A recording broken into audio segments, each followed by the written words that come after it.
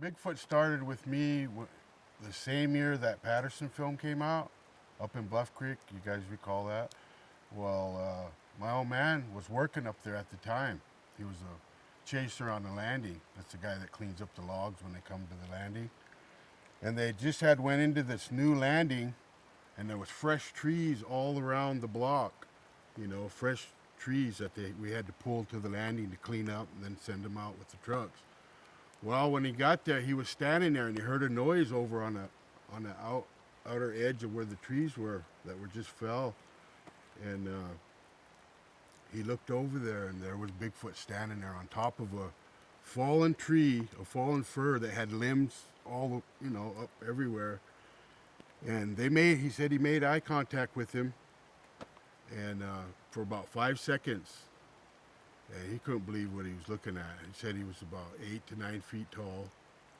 And when they made eye contact, it was only for about 5 seconds. He turned around immediately and went walking down that log, knocking those branches out of the way. I'm talking about fresh green, just fell, they weren't dry, they weren't brittle.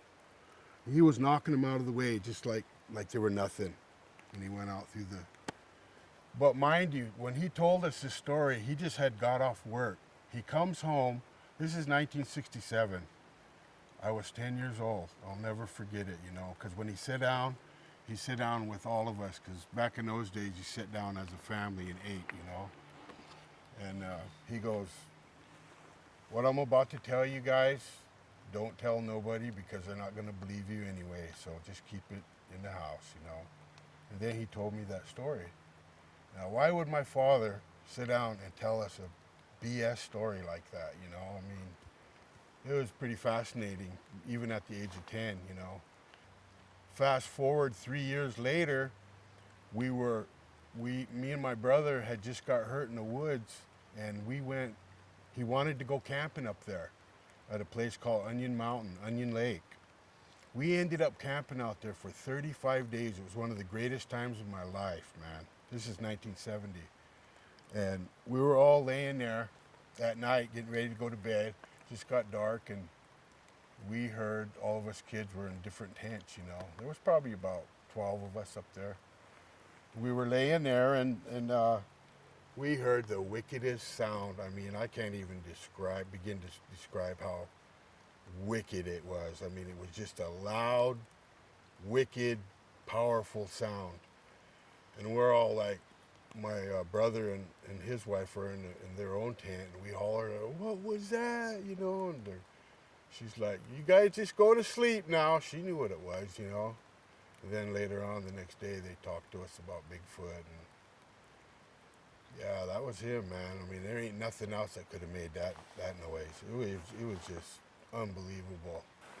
I have bear problems at my house because I'm the last house on the road. So bear come in my house, 2-3 times a week, And I have this 5x8 trailer that I put my garbage in. So when the bears do come in, they go straight to the garbage, right? And I'm always, I'll shoot over their head and scare them away. I don't like shooting them, and just scare them away. And my dogs always let me know they're there. They'll bark, and I'll look out there. And, well, this time it was about midnight. My dogs were barking like heck. I had 3 dogs at the time. And I just figured it was a bear again, so I took my .22 with me, walked outside, and my dogs were literally lined up, side by side, looking up in this tree, barking at this thing. And my dogs are usually spread out, and I'm like, whoa, but I still thought it was a bear. I had a flashlight, I had a 6-volt, so I shined down there, couldn't see nothing because it was kind of brushy. So I fired a couple of rounds right in that area, and I had that 6-volt. And the 6-volt had a good light on it. It was brand new, And when I fired that second round, it jammed, but he jumped right into my light, He didn't look at me, but I seen his whole body, Jumped into the light, went down the ground, went over the hill. As he went over the hill, all I heard was a big old snap. He either stepped on a piece of a big branch or he knocked something over, but it was loud, And I'm thinking to myself, when my gun jammed, I'm like, man, I'm thinking in my mind, what the hell was that? Because it wasn't a bear. It jumped out of the tree. Bears don't jump out of trees. They crawl down. You know what I mean? This thing jumped down, landed on his feet, took off. He's about 6 foot, maybe a little over, but he was a solid, easy 400 pounds, man. He was just ripped, you know, just wasn't no. I remember when he went through the ladder, I remember seeing his leg just looked muscly, you know, and it was a kind of a reddish brownish color, kind of like a orangutan color, kind of that. You know how orangutans have that, kind of like that. And then about an hour or so went by, we heard knocking, boom, boom, about 10 or 12 knocks, like he had a club and was just, you know, it was at a distance, but I could hear it. It was crazy, man. I never did say it was Bigfoot, but what the heck else could it have been?